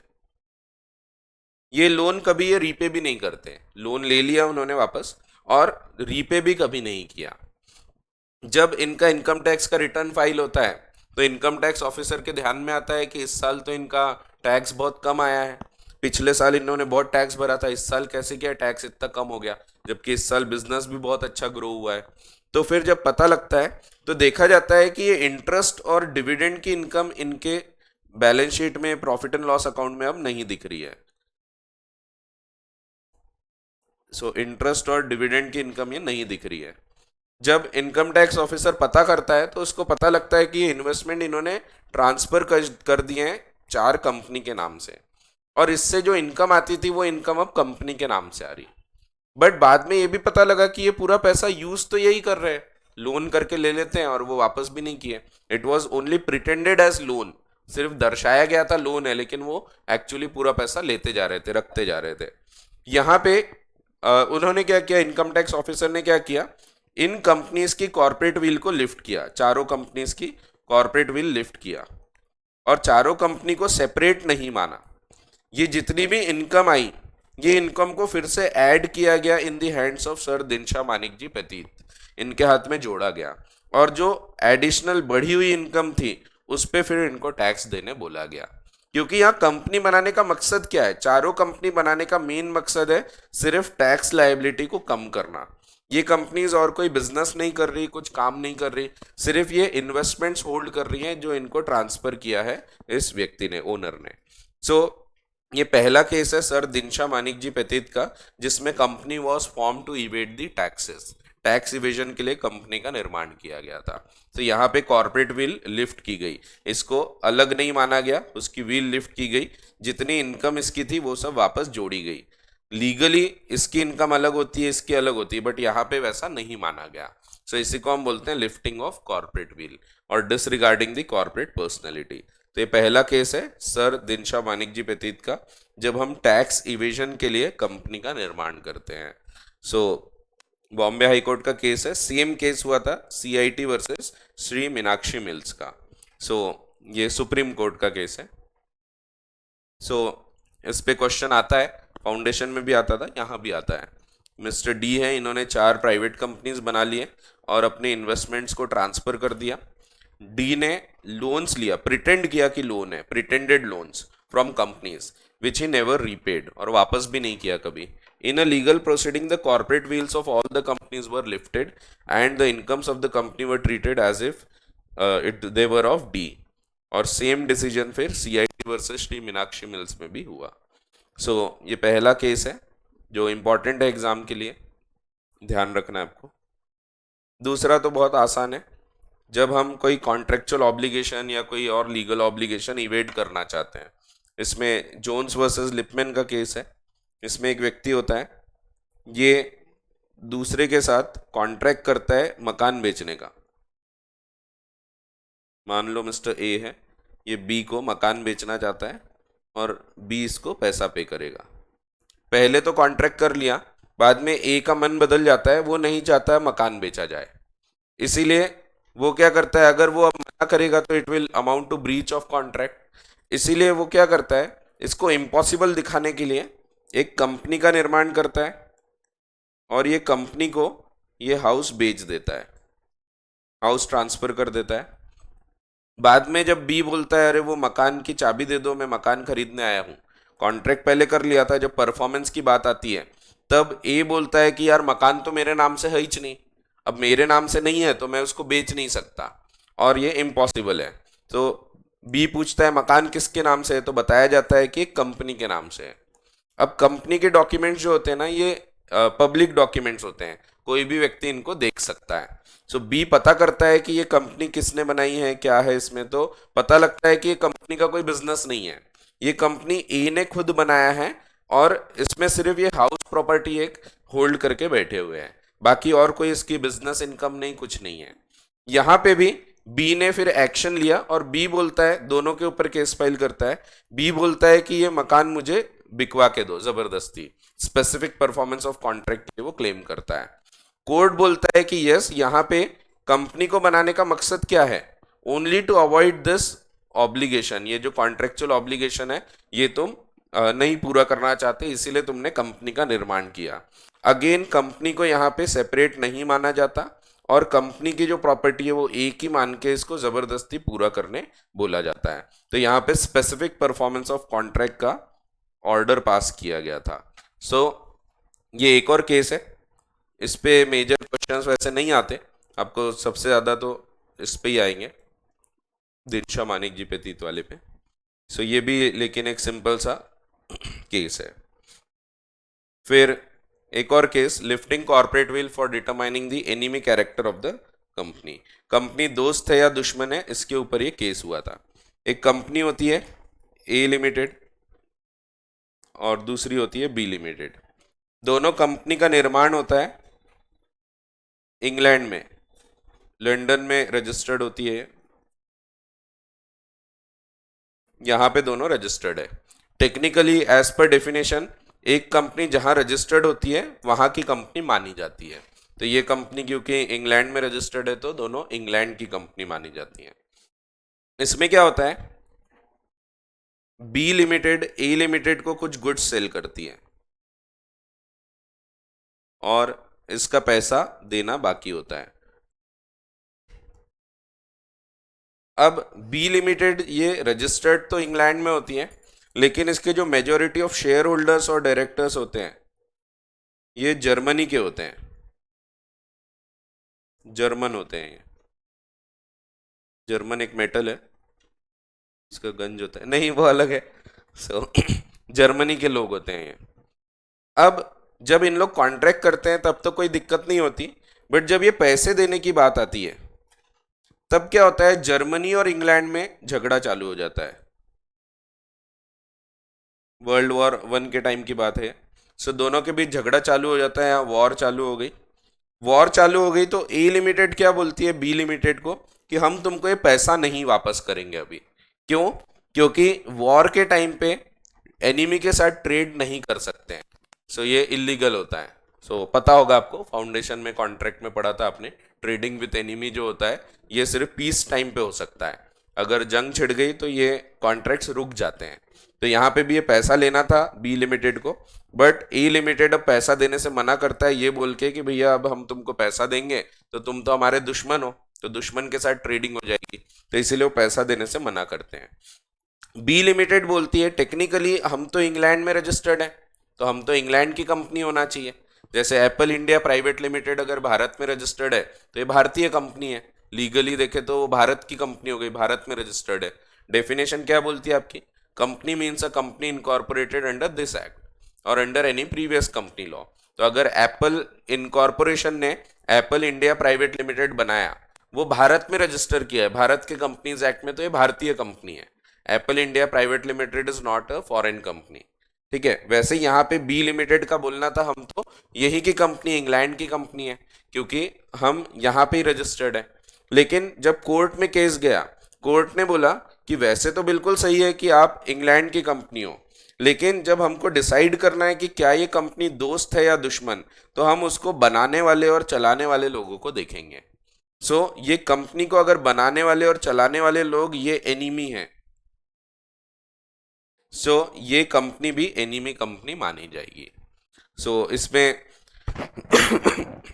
काफी गहरे शब्दों में कोर्ट ने बोला था कि it is quite true that the company can never be a friend और अ फो, क्योंकि कंपनी का कोई माइंड, बॉडी या कंसाइजनेस नहीं होता, यानी उनके कोई सोच नहीं होती सीधा सीधा। तो सोच जिसकी होती है उसी के लिए दोस्ती दुश्मनी होती है। जो सोच ही नहीं सकता बेचारा, वो कौन दोस्त या कौन दुश्मन। इसीलिए कंपनी वैसे तो दोस्त या दुश्मन नहीं हो सकती, बट कॉन्ट्रैक्ट के लिए हमको जब देखना है तो हम देखेंगे उसको बनाने वाले लोग अगर दुश्मन हैं तो हम उस कंपनी को दुश्मन मान सकते हैं। ये एक और केस हुआ था, Daimler company versus continental tyre and rubber industry का। ये केस भी आपको दिया हुआ है। Daimler company was incorporated in London, but इसके मेजोरिटी शेयर होल्डर्स और डायरेक्टर्स ये जर्मनी के थे। जब डिक्लेरेशन ऑफ वॉर हुआ between England and Germany, company was held as a German company. Accordingly, suit filed by the company to recover trade debt was dismissed on the ground that such payment would amount to trading with enemy. For lifting the corporate will to avoid welfare legislation. Welfare legislation यानी जैसे कि employees के related कुछ कानून होते हैं, वो welfare legislation बोलते हैं। लेबर लॉज वगैरह हो गए, तो ये वेलफेयर के लिए होते हैं। इसमें एक कंपनी थी, इसने एक कंपनी थी, उसने वेलफेयर ऑब्लिगेशन अवॉइड करने के लिए दूसरी कंपनी का निर्माण किया था। एसोसिएटेड रबर इंडस्ट्री का केस है, एम्प्लॉयज ने केस फाइल किया था। ये सब केस के नाम लिखे हैं, मैं फिर से नहीं बता रहा, ये दिनशा मानिक जी प्रतीत है।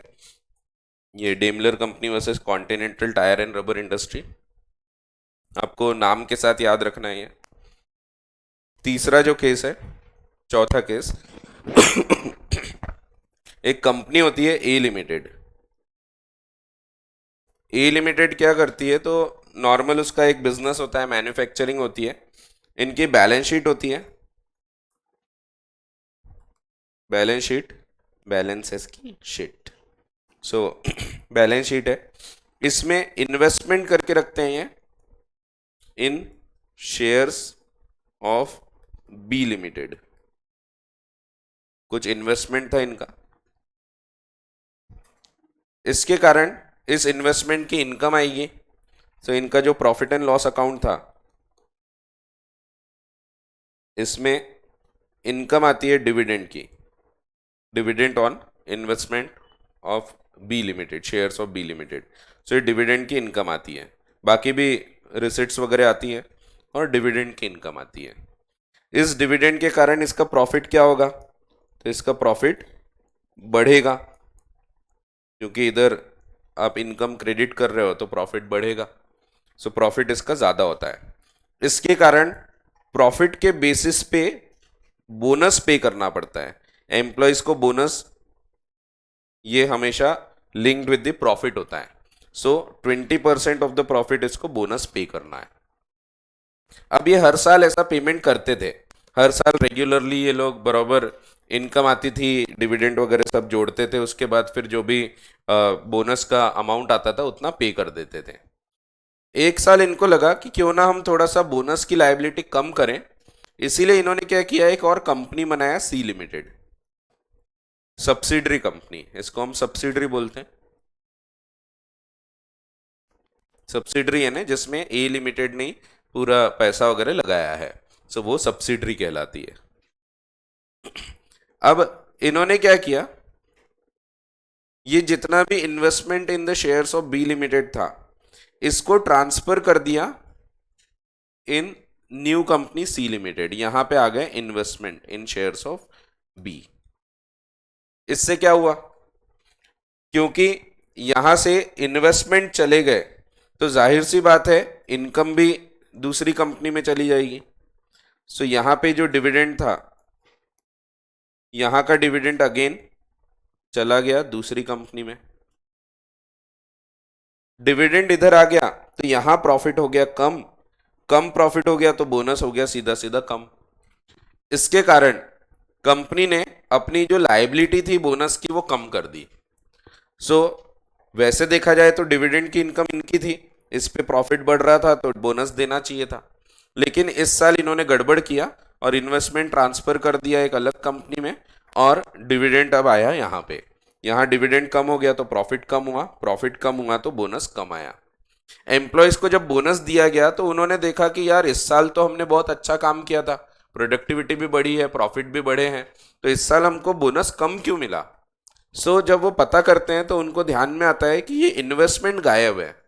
जो इन्वेस्टमेंट दिखते हैं बैलेंस शीट में उनको राइट होता है, वो देख सकते हैं बुक्स ऑफ अकाउंट्स कि उनका बोनस कैसे कैलकुलेट हुआ है, तो वो देखते हैं कि ये इन्वेस्टमेंट मिसिंग है, इसके कारण डिविडेंड इनकम नहीं आई है। फिर वो पता करते हैं कि इन्वेस्टमेंट गए कहाँ, तो बताया जाता है कि एक सी लिमिटेड कंपनी है उसको दिए गए। पता करते हैं सी लिमिटेड के बारे में तो पता लगता है कि ये तो ए लिमिटेड की सब्सिडरी है और इसमें कोई और बिजनेस नहीं हो रहा है, सिर्फ ये होल्ड कर रहा है इन्वेस्टमेंट, और कोई कामिच नहीं है इनका, सिर्फ इन्वेस्टमेंट होल्ड करने के लिए कंपनी का निर्माण किया है। अब वो लोग ऑब्जेक्ट करते हैं, वो लोग बोलते हैं कि ये तो गलत है, आप सिर्फ बोनस ना पे करना पड़े या कम पे करना पड़े इसीलिए इन्वेस्टमेंट्स को ट्रांसफर कर रहे हैं, इसीलिए वो केस फाइल कर देते हैं। और कोर्ट का बोलना होता है कि एम्प्लॉयज बिल्कुल सही बोल रहे हैं, सी लिमिटेड जो है ये सिर्फ इसीलिए बनाई गई है ताकि आपको वेलफेयर लेजिस्लेशन पूरा ना करना पड़े, प्रॉफिट कम हो जाए और बोनस कम पे करना पड़े। इसीलिए यहां पे कोर्ट ने बोला कि नहीं, आपको इसकी इनकम को सेपरेट नहीं मानेंगे, इसकी इनकम भी क्लब की जाएगी in the income of A limited. Dividend जो बढ़ गया उसके कारण प्रॉफिट बढ़ेगा और बढ़े हुए प्रॉफिट पे बोनस पे करना पड़ेगा। इसीलिए ये वाले केस का नाम आप देखोगे तो associated rubber industry versus associated rubber industry है। एक्चुअली नाम ऐसा है कि workman employed in associated rubber industry, जो एम्प्लॉयज थे उन्होंने केस फाइल किया था इस कंपनी के ऊपर। इसका पूरा नाम अगर आप देखोगे तो पूरा नाम है, यहाँ दिया नहीं है पूरा नाम, ये वर्कमैन एम्प्लॉयड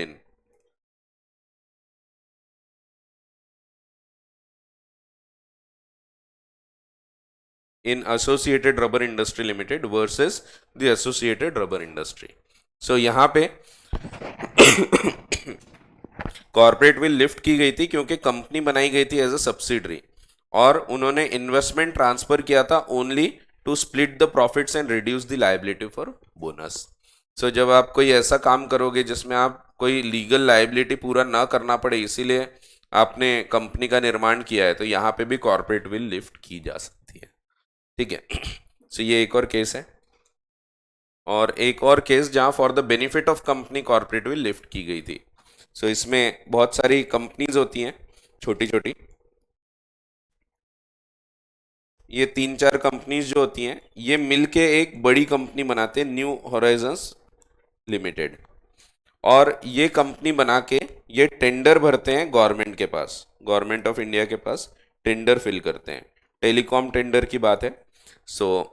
टेलीकॉम के टेंडर्स होते हैं, 2G 3G स्पेक्ट्रम ये सब बेचे जाते हैं। तो ये जैसे आपने सुना होगा कि जियो ने 5G खरीदा, फिर एयरटेल ने खरीदा।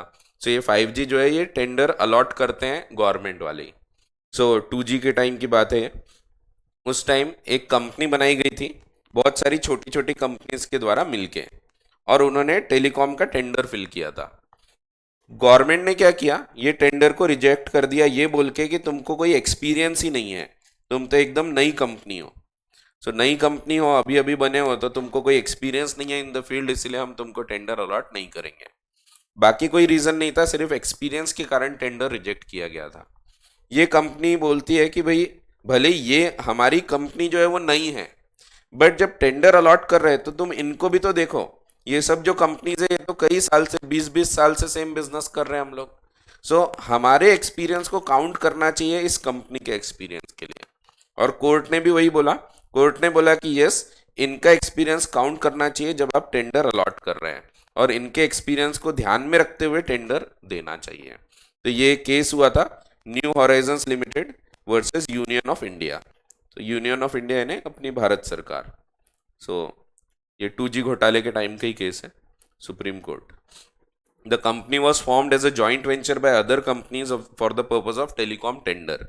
Company was new, but its majority shareholders had the vast experience in the field. However, tender evaluation company rejected the tender on the ground that the company had no experience in the field. Supreme Court held that the experience of major shareholders can be considered as the experience of the company for the purpose of awarding a tender or contract. So ये एक और है। बाकी foundation में आपने एक और case पढ़ा था, यहाँ नहीं दिया है वो, एक ट्रांसपोर्ट, ब्रिटिश ट्रांसपोर्ट कॉरपोरेशन का केस पढ़ा था आपने, जिसमें एक कंपनी होती है, उसको लाइसेंस के लिए मना किया जाता है कि आपको लाइसेंस नहीं मिलेगा, इसीलिए फिर वो एक सब्सिडरी बना के लाइसेंस लेती है, तो वहाँ पे भी मना किया जा सकता है। ठीक है, तो वो आपको यहाँ नहीं है इसीलिए नहीं दिया है। अब यहाँ तक कोई डाउट होंगे तो आप पूछ सकते हैं। तो थोड़ा स्पीड अप करके ज़रूर पढ़े अपन ने, बट फिर भी समझा होगा आपको पूरा। तो मैं इतना तेज नहीं पढ़ाता हूँ, बता दूँ, नहीं तो जो नए लोग हैं वो लोग सोचेंगे सर इतना फास्ट पढ़ाते क्या आप। सो नहीं, ये रिवीजन है इसीलिए, बाकी मैं स्लो ही पढ़ाता हूँ, तो ऐसा मत सोचना सर यही स्पीड में चलेंगे क्या अपन। सो फिर भी फास्ट लगा क्या आपको, मुझे नहीं पता, नहीं लगा ना, चलो ठीक है। स्लो तो नहीं लग रहा? हाँ, स्लो लग सकता है क्योंकि अभी पढ़ा है फाउंडेशन में, क्या सर वो पढ़ा रहे फिर से, लेकिन ठीक है, वो जरूरी है ना, आ सकते हैं इन पे भी क्वेश्चंस। ठीक है, सो ये, लेकिन वहाँ पे आप जब फाउंडेशन में पढ़ते हैं तो 2 से 3 क्लास लगती है ये चीज़ को, यहाँ पे अपना अभी 1 घंटे में ही हो गया। सो थोड़ा फास्ट तो पढ़ रहे हैं अपन, ठीक है।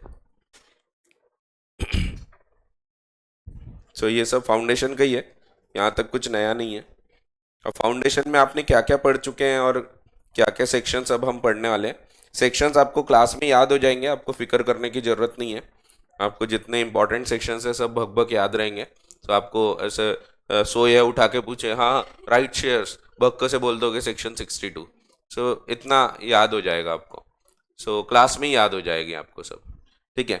सो सेक्शन वाइज मैं बता दूं आपको, इसके पीछे कोई जादू नहीं है, वो मैं इतने बार सेक्शंस बोलूंगा ना, आपको खुद को याद हो जाएगा यहाँ पे, क्योंकि मैं ही बार बार रिपीट करते रहूंगा। सो पूरे सेक्शंस कंपनी लॉ के आपको याद हो जाएंगे। सेक्शन नंबर 1 हम देखने वाले हैं, इनफैक्ट देख चुके हैं। ये एक्ट किस किस को अप्लाई होता है, कहाँ कहाँ लगता है, ये जो हमने कल की क्लास में देखा था कि it applies to all the companies registered incorporated under this act और under any previous company law. So वो बताया है, फिर it extends to the whole of India. तो ये सब चीज़ें जो है सेक्शन 1 में होती हैं। सेक्शन 1 एग्जाम के लिए कोई खास काम का नहीं है। सो सेक्शन 1 बताता है short title, extent and applicability।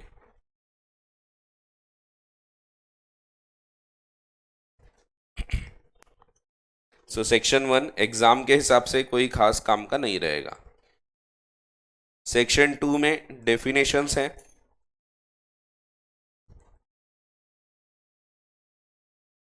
Definitions में कुछ डेफिनेशंस इंपॉर्टेंट रहेंगे, कुछ नहीं रहेंगे। जो इंपॉर्टेंट डेफिनेशंस हैं वो हम याद कर लेंगे, यहाँ पे रटेंगे नहीं, याद हो जाएगी समझ समझ के। सो कुछ बहुत इंपॉर्टेंट डेफिनेशंस भी रहेगी, जैसे कि प्रमोटर कौन है, तो याद हो जाएगी वो आपको। सो वैसे फाउंडेशन में ही अच्छे से पढ़े हो आपने, बट भूल गए होंगे। प्रमोटर मीन्स एनी पर्सन,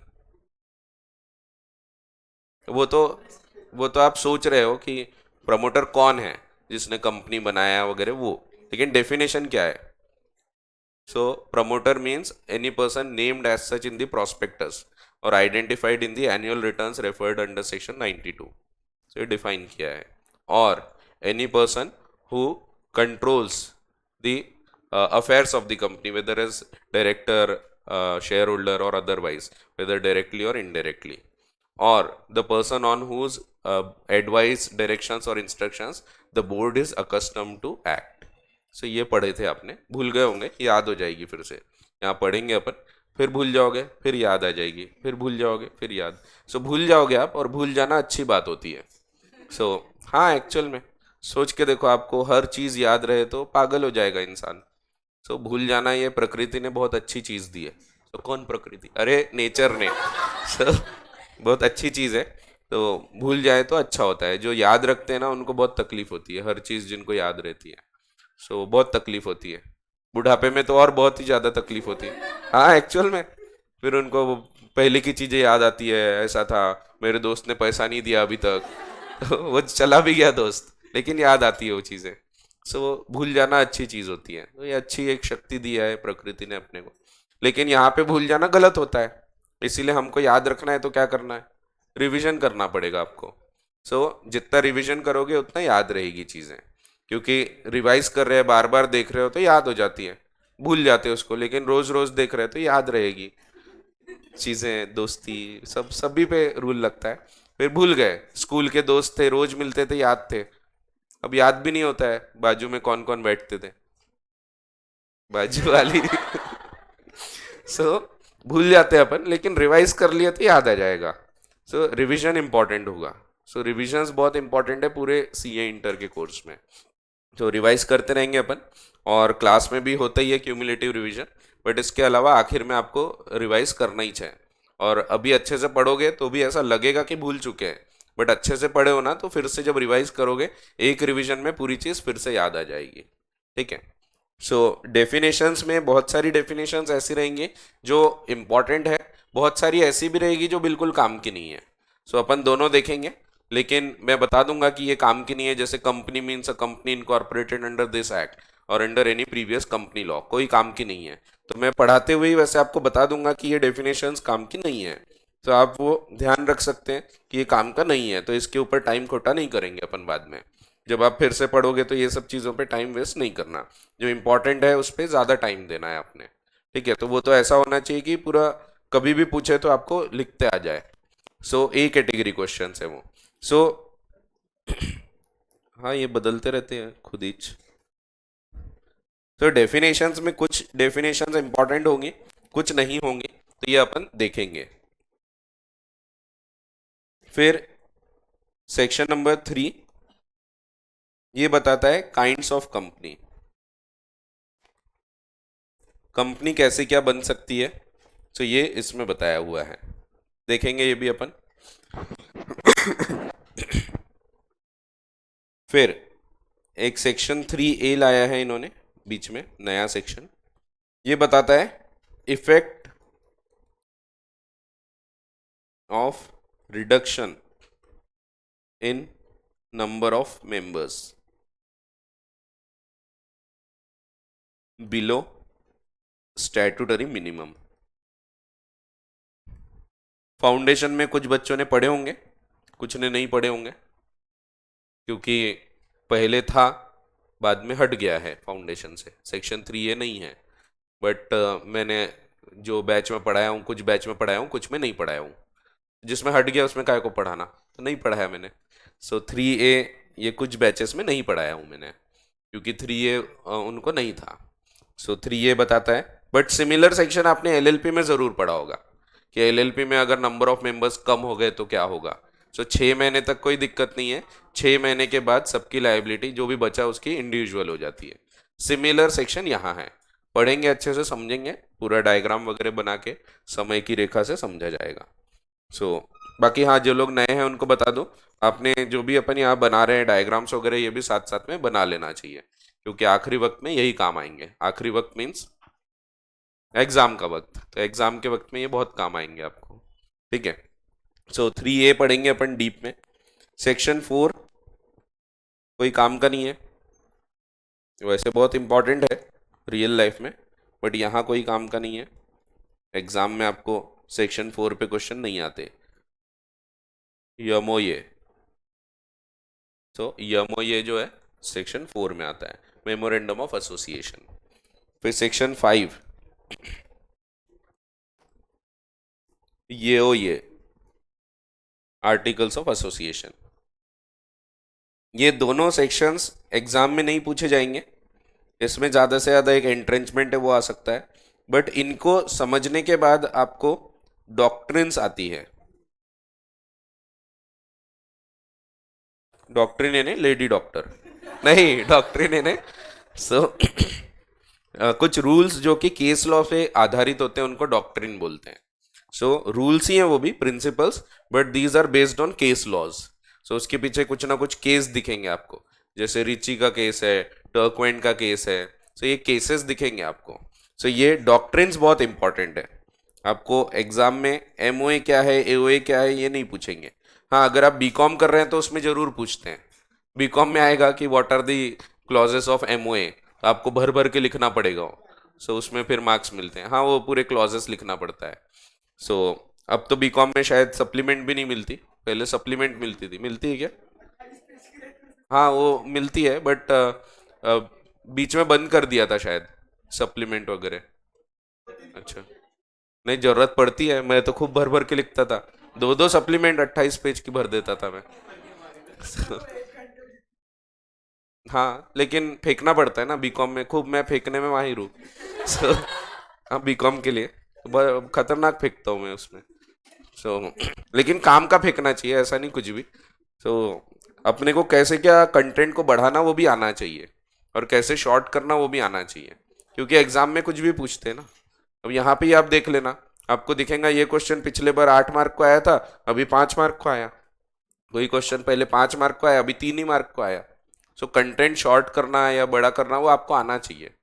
तो उसके हिसाब से मार्क्स भी कई बार चेंज होते हैं, तो देखेंगे अपन। तो क्वेश्चन बैंक में दिखेंगे आपको ये सब क्वेश्चंस। सो ठीक है, देखते हैं, वक्त है अभी। सो डॉक्ट्रिन्स देखना है हमको। Doctrine of ultra vires, doctrine of constructive notice. So ये दो कनेक्टेड डॉक्ट्रिन्स है। फिर indoor management and exceptions to the doctrine of indoor management. So ये सब डॉक्ट्रिन्स हमको समझना है। ठीक है। सो यहाँ पे भी है, आपने फाउंडेशन में भी पढ़ा है। सेक्शन 6 कोई खास काम का नहीं है। सेक्शन 6 बोलता है कि एक्ट सर्वोपरि है। एक्ट विल ऑलवेज ओवरराइड यमो ये, एंड यमो ये विल ऑलवेज ओवरराइड ये ओ ये। यानी अगर कहीं कुछ लिखा है एमओए में और एओए में कुछ अपोजिट लिखा है, तो आप एमओए को फॉलो करो, एओए को भूल जाओ। ठीक है। तो इनमें झगड़ा होगा तो एमओए जीतेगा, और एमओए और एक्ट में झगड़ा होगा तो एक्ट जीतेगा। ठीक है। Section 7, incorporation of company. Company का निर्माण करते वक्त कौन से डॉक्यूमेंट्स फाइल करना पड़ता है, फिर क्या क्या इंफॉर्मेशन लगती है, ये सब चीज़ें आपको सेक्शन 7 में बताई है। वैसे इंपॉर्टेंट हुआ करता था, बट अब फाउंडेशन में पूछते हैं तो इंटर में चांस कम है, फिर भी आपने पढ़ना है। ठीक है। इनमें सेक्शन 3 नहीं चाहेगा समझो, 3A इंपॉर्टेंट हो जाता है, और अब ज़्यादा इंपॉर्टेंट हो जाएगा क्योंकि फाउंडेशन से हटाया है। यमो ये पता होना चाहिए, पढ़ना जरूर है आपको। इसके बाद एक्चुअल क्वेश्चंस आएंगे डॉक्ट्रिन्स पे। 6 कोई काम का नहीं है, इग्नोर कर सकते। 7th पढ़ना है, बट अब यहाँ ज़्यादा क्वेश्चंस नहीं आते क्योंकि फाउंडेशन में आ चुके होते हैं। सेक्शन 8 भले ही फाउंडेशन में आ चुका है, यहाँ फिर से आता है और बहुत इंपॉर्टेंट होता है। सेक्शन 8 बोलता है companies not for profit.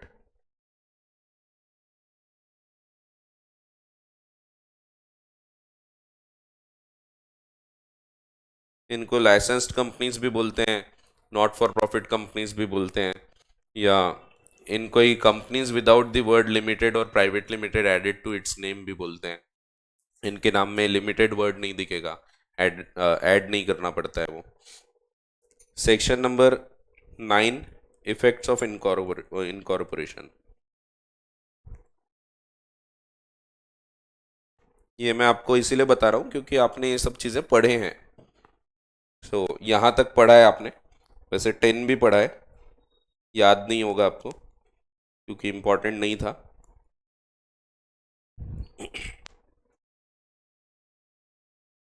Binding effect of यमओए और ये हो ये। एक बार कंपनी बन गई तो कंपनी के मेंबर्स और कंपनी के बीच कॉन्ट्रैक्ट हो जाता है। सो एमओए और एओए को कॉन्ट्रैक्ट जैसा मानते हैं अपन। As if members are bound to the company, company is bound to the members. तो ये पढ़े थे अपन ने, याद आ रहा है कुछ फाउंडेशन? थोड़ा थोड़ा सा। ये सेक्शन 10 है। 10A भी है।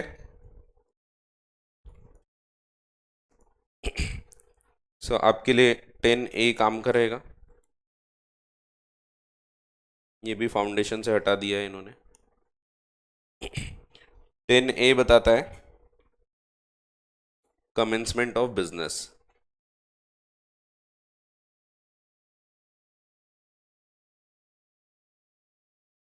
अगेन कुछ फाउंडेशन बैचेस में पढ़े होंगे आपने, तो बाद में हट गया था तो मैंने फिर नहीं पढ़ाया बाद में। जब तक था तो पढ़ाता था। 11 ओमिट हो गया। ओमिट होना मीन्स नहीं, वो वोमिट होता है। 11 एक्चुअली कमेंसमेंट ऑफ बिजनेस की बात करता था, बट क्योंकि सरकार को लगा कि अरे फालतू सेक्शन है, हटाओ इसको, सो ब्रेकअप कर लिया उससे, हटा दिया उसको। फिर अब फिर से वैल्यू समझ में आई, नहीं यार इसकी ज़रूरत थी। अब जो गया वो वापस नहीं आता, उसके जैसा ला सकते हैं। सो 10A लेके आए थे फिर। सो पहले 11 हटा, फिर 10A आया। ठीक है, ऐसा है। यहाँ तक आपने एक्चुअली देखा होगा फाउंडेशन में। सो किसी ने 10 तक, किसी ने 10A तक के। इसके बाद से जो सेक्शन है ये आपने नहीं पढ़े हैं। सो 12, 13, 14 ये सब आगे के जो सेक्शंस है। 12th रजिस्टर्ड ऑफिस के बारे में बताएगा, रजिस्टर्ड ऑफिस कैसा होता है, उसको कैसे चेंज करते हैं। तो ये सब एमओए के ऑल्टरेशन वगैरह में भी देखेंगे हम। सो 12th है, 13th है ऑल्टरेशन ऑफ एमओए, 14th है ऑल्टरेशन ऑफ एओए। तो ये सब आगे आएंगे अभी। सो यहाँ तक आपको पता है। सो अभी हम फिलहाल यही चीज़ें कंटिन्यू करेंगे। डेफिनेशंस देखेंगे साथ साथ में।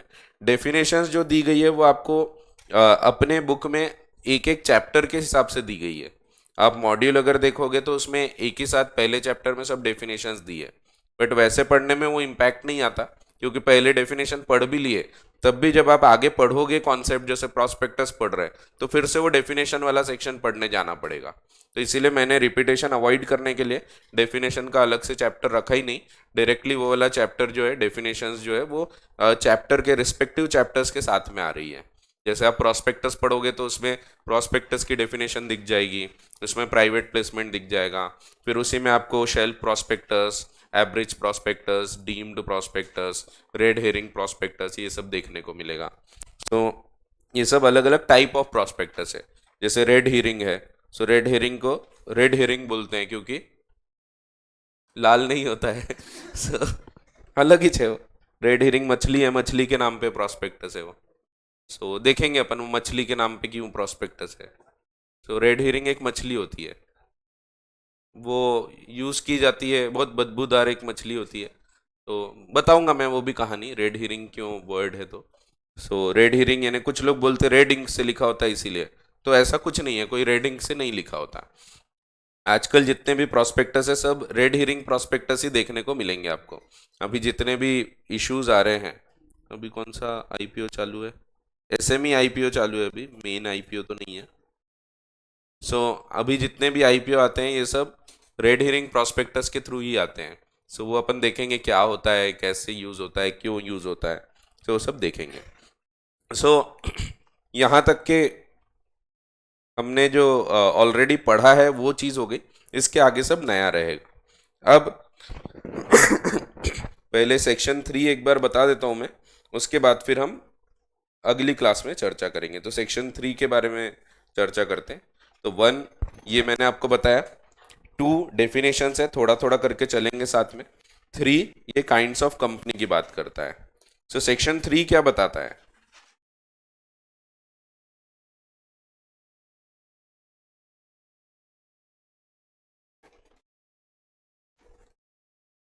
सेक्शन 3 बोलता है कि a company may be form for any lawful purposes bye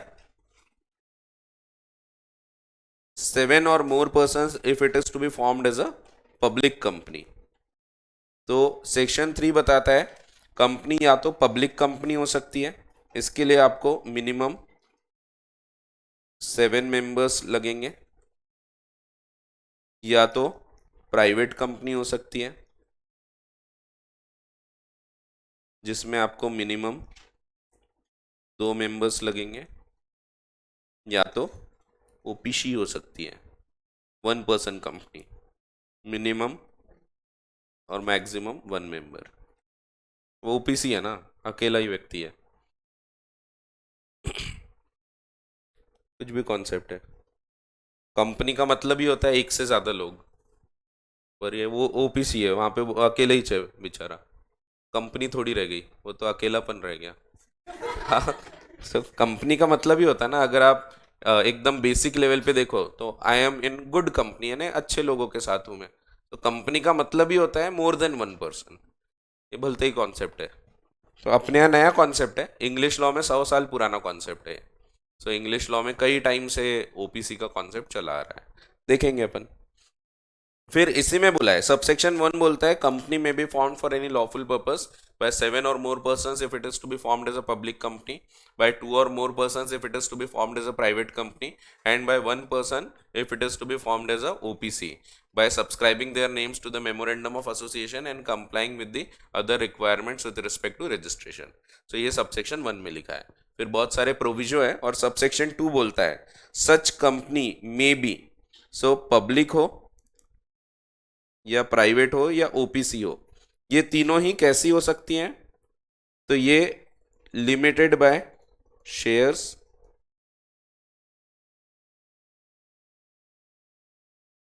या limited by guarantee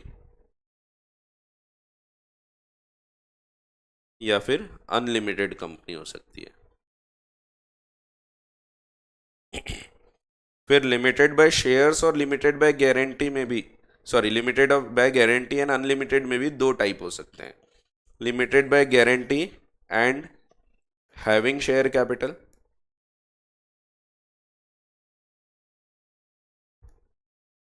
and limited by guarantee and not having share capital.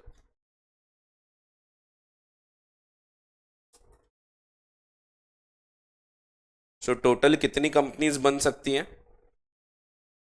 एक public company limited bye share, एक प्रकार public company limited by guarantee and having share capital, दूसरा प्रकार public company limited by guarantee and not having share capital, तीसरा public company unlimited having share capital, चौथा public company unlimited not having share capital, पांचवा।